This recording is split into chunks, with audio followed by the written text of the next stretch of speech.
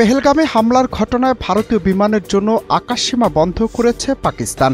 তার জেরে এয়ার ইন্ডিয়ার প্রায় ৭,৩০০ কোটি টাকা লোকসান হতে পারে।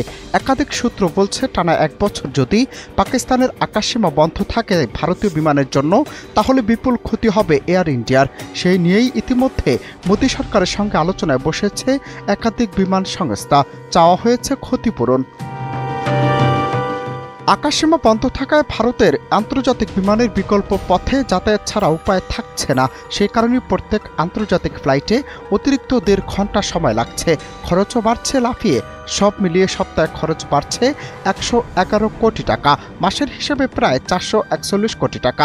বিশেষজ্ঞরা বলছেন, দুই দেশের দ্বন্দ্ব অব্যাহত থাকলে বাধ্য হয়ে আন্তর্জাতিক বিমানের ভাড়া বাড়াবে বিমান সংস্থাগুলি। এতে যুদ্ধ ছাড়াই আর্থিকভাবে মহাবিপর্যয়ে পড়তে পারে ভারতের অর্থনীতি।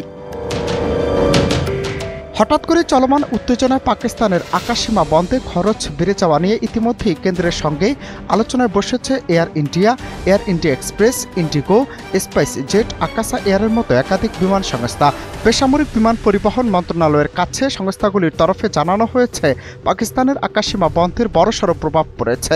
বিকল্প কোন পথে গেলে খরচের বোঝা কমতে পারে সে নিয়েও কেন্দ্রের সঙ্গে আলোচনা হয়েছে। কেন্দ্রের কাছেও পরামর্শ চেয়েছেন তারা।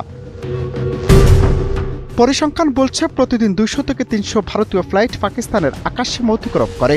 দিল্লি, মুম্বাই, অমৃতসর, আহমেদাবাদ থেকে ভারতীয় উড়োজাহাজ ইউরোপ, মধ্যপ্রাচ্য, উত্তর আমেরিকা যেতে পাকিস্তানের আকাশসীমা ব্যবহার করে থাকে।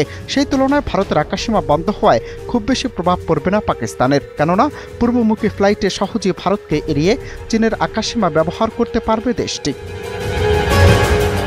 অনন্ত হাসান মাসুদ, বাংলা টিভি।